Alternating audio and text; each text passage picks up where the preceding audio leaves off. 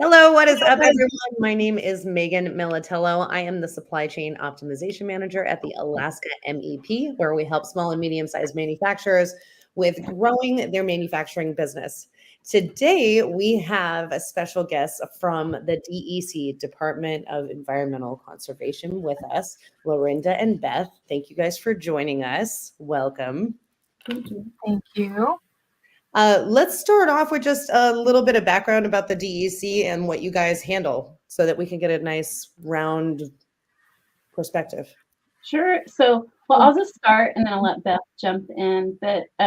So I'm Lorinda and I'm in Fairbanks, Alaska, and I'm with the Food Safety and Sanitation Program that is part of the Division of Environmental Health with the Department of Environmental Conservation. And we oversee regulated food establishments and food manufacturers, seafood processors, and just on the side, we also do body art and pools. So we do some public facilities. And so our staff do a broad range of work, and we cover everything outside of the municipality of Anchorage for most of those things. The municipality of Anchorage food safety program, they would handle things in the muni unless you're a food manufacturer. And if you're a food manufacturer, then DEC would permit you.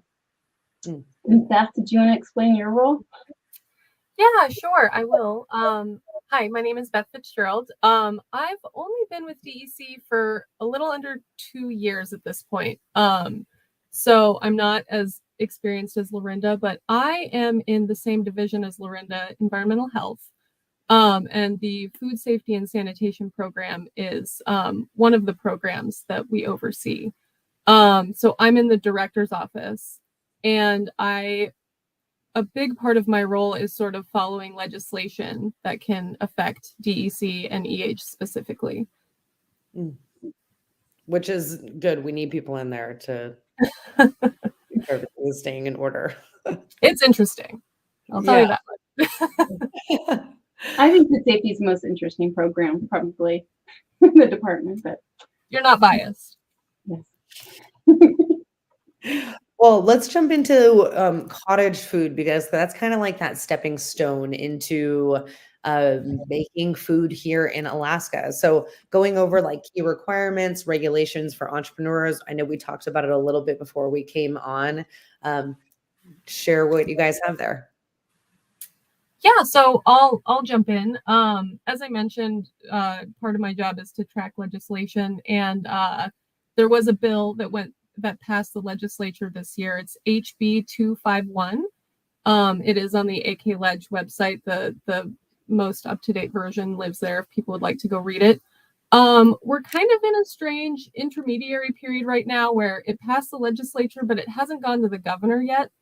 And so, unfortunately, as far as any like specific requirements and regulations and, law type things, I'm kind of not in a position to give any firm information for people at this point. After July 1, we'll have more answers. And so, yeah, I'm kind of an unsatisfactory answer, but I can't give a lot of detail. As far as like key requirements and things that I think people should be aware of, kind of regardless of what happens with this legislation is, as Lorinda mentioned, the municipality of Anchorage has its own food safety program, and they have their own food code. And whatever happens with the state, it does not supersede, the municipality of Anchorage or other city ordinances. So people who are looking to either start or expand a cottage food or like a homemade food business should be aware of their local requirements if they would like to remain in compliance. And so I would encourage them to reach out to their local officials and make sure they're operating within the bounds of that. And the other thing, even with cottage food and homemade food businesses, if you're operating a business within the state of Alaska, you are required to have a business license, like a state of Alaska business license, which is administered through the Department of Commerce, not Department of Environmental Conservation. So just keeping up on that. Going to a whole different organization, Department of Commerce, make sure you have your business license, any food businesses, and start on that lower level of regulation. Yes. basically. Yeah, sometimes there can be surprising things in local ordinances. And what did you say about Sitka, Beth? That there was like they had even there. Yeah, they had a specific ordinance about like food carts, like non-mobile food or like non-motorized food cart. I think they had like a specific sort of ordinance relating to that. And so yeah, just be familiar with your local requirements to make sure you don't, a lot of times people, like, I thought I read all the rules and like thought I was on top of everything. But yeah, just do your research. Right, exactly. Start off at the bottom, make sure you're looking up all the stuff. See, also, I would say with that is get in your local community and ask the people that have already done this too, because they have gone through it. So ask your people around you that are doing the same thing. We've all had to go through this, not all of us, but those that are doing it. Right. Yeah. So moving on to the next thing. So after that cottage food industry, what does it look like for scaling up? Those steps, considerations to keep an eye on when you are transitioning into that larger food manufacturing operation. Yeah, and I can answer that. When I think, if you're doing a cottage food business, likely you're doing it out of your home and out of a home kitchen. Some people do rent kitchens to produce cottage food, but you're going to be moving out of that and into what we consider a commercial space. And it needs to be an approved kitchen, and it can't be in a private residence. So, there's a lot of options that people could look for that, whether it's, I think starting out renting a space, if you can find a good partner for that, is a good thing to do. Maybe using a restaurant that's not used all the time or has hours that are available for use that already has that equipment in it. And, we've seen people, I've seen one of our local condiment businesses here in Fairbanks. She started out working at a catering facility when they weren't using it, and she used it on the weekends. I think that, but just recognizing that you're going to need a commercial space, and that just starts out like with you're going to need commercial equipment. And I always tell people it's like you need 5 sinks, you need a 3-compartment sink, you're going to need a hand sink, and you're going to need a utility sink, and that's just the basics, because then you need everything to produce that food, whether it's your special equipment, the areas to store that food, and all the processes that you're going to do. And then if you're looking at building a space, you're going to have to work with probably the local building department and the fire marshal, and working with contractors on plumbing. And I think that's just really important to keep in mind, those costs. And that's why I think a good way to get started often is renting a space, or using a shared kitchen if you can find one. Sometimes that's hard to do, and you might have to talk to people in your community. And I wonder if you have any good resources on that, Megan. Well, I agree with you 100%. I think that with what I did with Elevated Oats, I jumped straight into having a space. I wasn't cottage food very long because I wanted to sell it at the stores. And I think I hired some architects to go into the space that I rented, which happened to be an old Pizza Hut. So it already had a lot of pieces. It had the equipment, but it is a huge undertaking for making sure you have the right sink in place. I mean, we had to call in a plumber last minute because the piping underneath the triple sink wasn't what it was supposed to be, or like what was up to code, right? So that process was a lot. It was at the very beginning of COVID, so it kind of felt like it was a good time for it to be happening because we didn't have anything else to do. So it was me and my family in there just like banging out this place. But looking back, my overhead costs were a lot, and it like was a lot for a while. And I had that space where more people could have been in there using it. It was already a certified kitchen, but then that was kind of like a whole nother job too. So I think you can get in with someone in the beginning, or if it's already a place that's established, our entrepreneurs need to be creative in their thinking here. It's not just renting a space, because that is a lot, and that space could be making a lot more if maybe you had an extra person able to share it with other folks, put it out there more, go into the community, it's definitely I say renting, being creative is the way to go until you're really at that level where you can be having processing happening multiple days, multiple shifts. Well, not in multiple shifts, but like multiple days, I would say.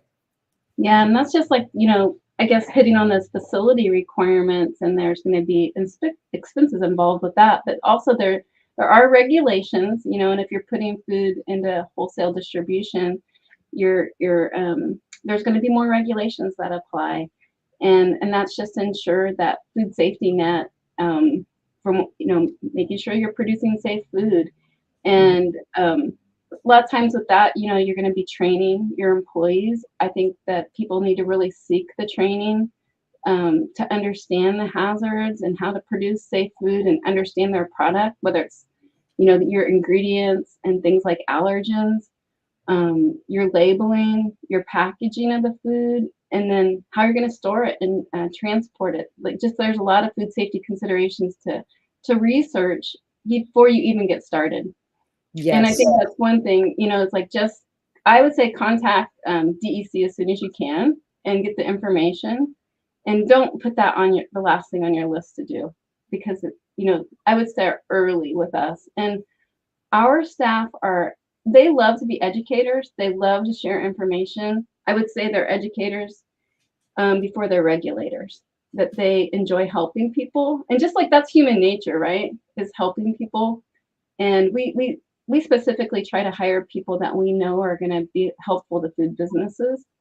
And so don't be scared of the regulators. Give us a call, set up a meeting, and like really seek out your resources too. I think one of the important things that I've seen with food businesses to be successful, even from a food safety perspective, is having a business plan, knowing what you're going to do, like know what you understand and be able to communicate what you want to produce and do, so that we can help you understand the requirements that apply to your business. Because sometimes we have a hard time figuring out like what exactly people want to do, because they have a hard time clearly communicating that to us.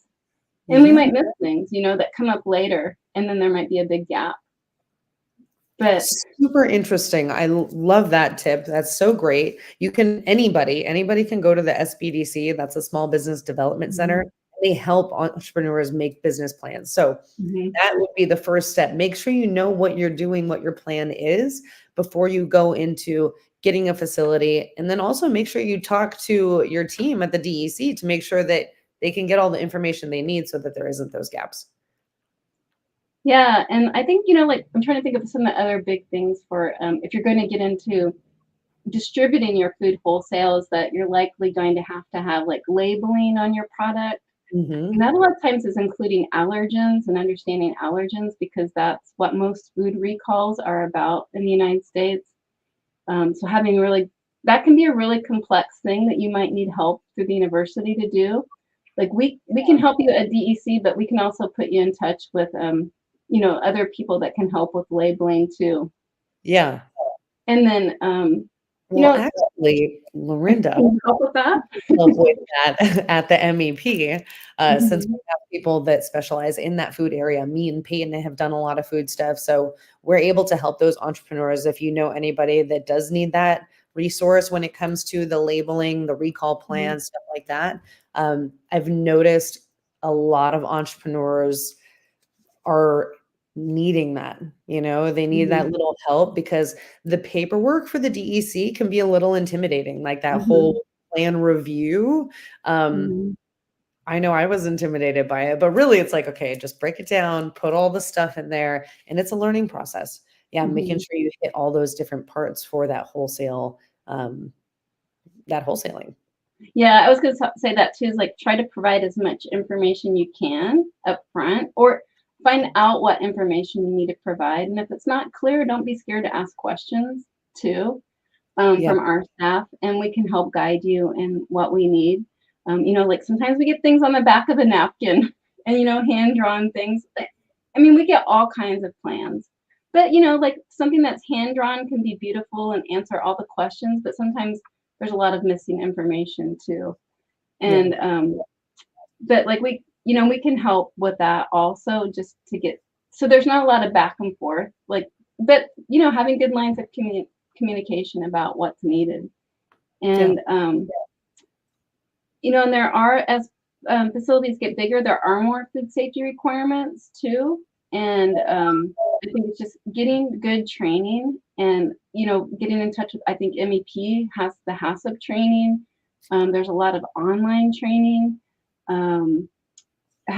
Developing, you might have to develop a HACCP plan, a hazard analysis, critical control point plan, or a food safety plan. And there are a lot of resources out there to help people. And so just, asking, I think we're really good at connecting people with resources if they contact us and let us know what they need. Yeah.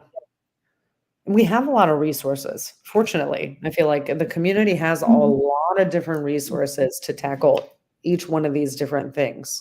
Yeah, it's just like, do your research, and so that we can connect you and start communicating.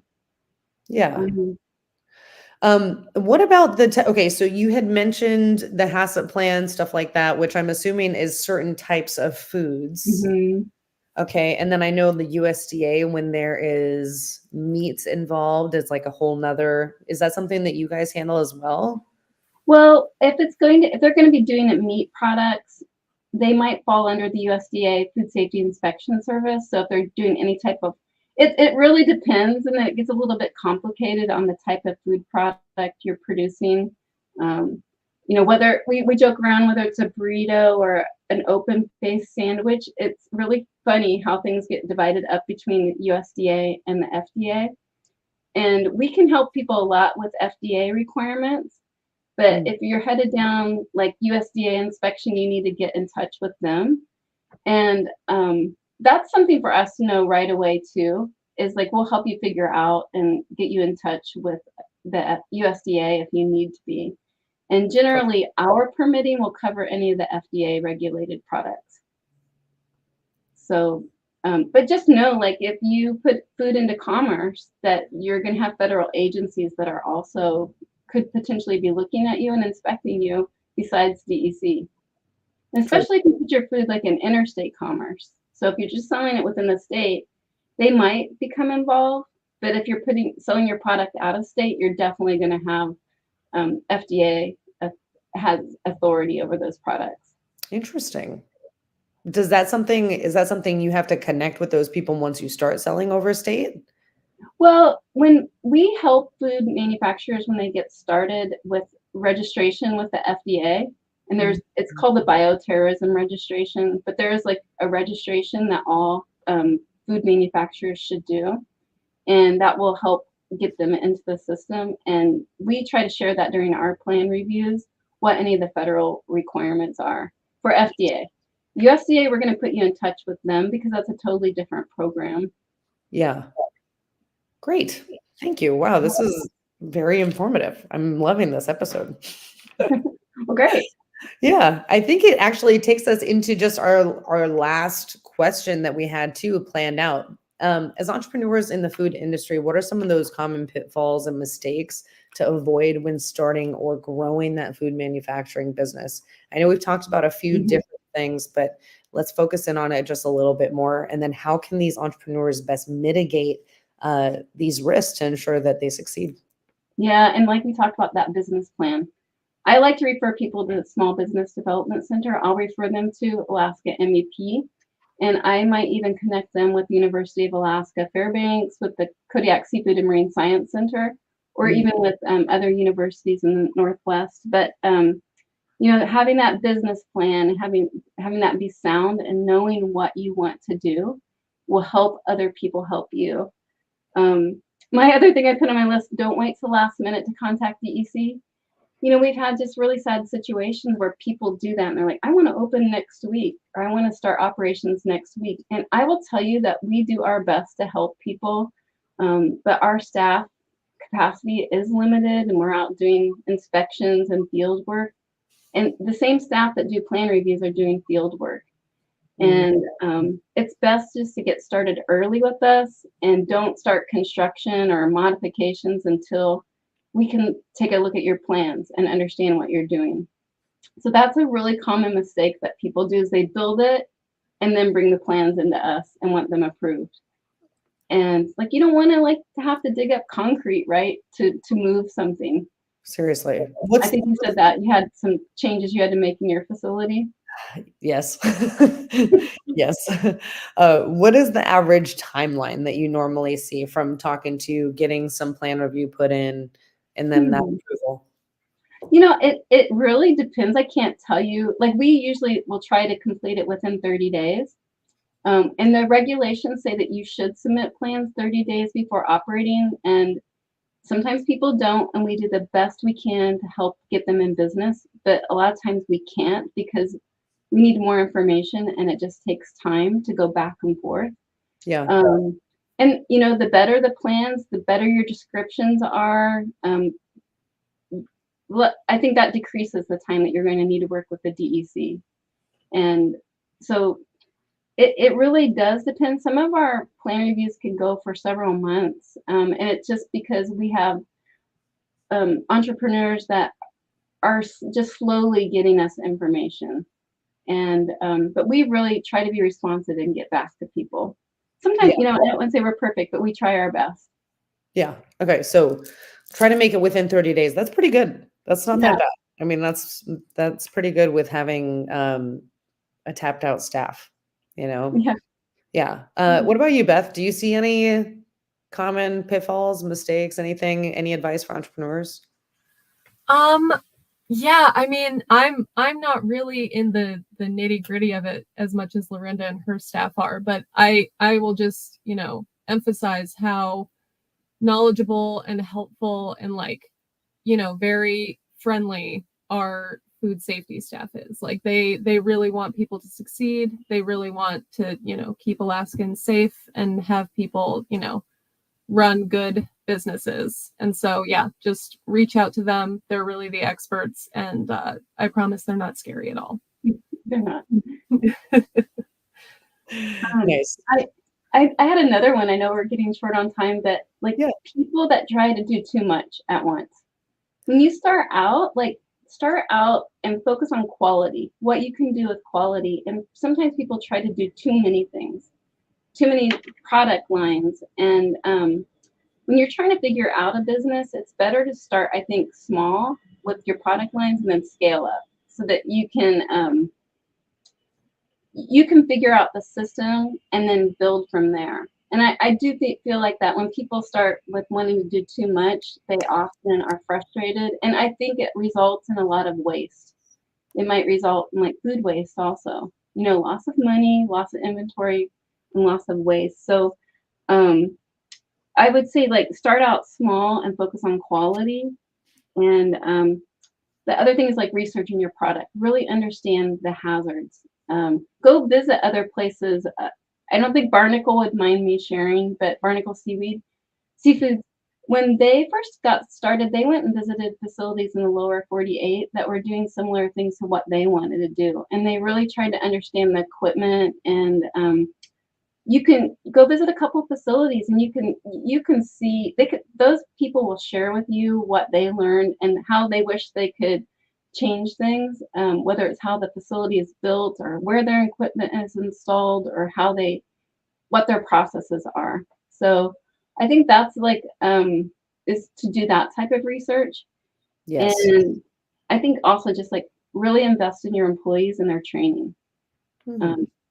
Employees are just in number, you want to keep them. You don't want to have to keep hiring and training people. So I think they've shown that the more you train your employees, the longer they're willing to stay with you if you're investing in them. So get them trained up in food safety. Yeah, I think that is very, very important right now. Our employee development, especially with our workforce shortages and things like that extra development into our people shows that you care about them. It helps them get that a little bit higher of a level with their own personal development and professional development. It's a great move. And I believe that there's some grants available too, the Incumbent Workers Fund, so that you can get some money back that you invest into training for your people. That's great to hear. Yeah. Yeah. Um, So we are going to be offering HACCP. So if there's anybody that needs any HACCP training, the MEP is going to be hosting a class in the fall time. Is there anything else, ladies, that we want to discuss, cover, share with our people? I actually have a request for people. So at the beginning, we kind of talked about cottage food, you know, like or homemade food, kind of a jumping off point for people.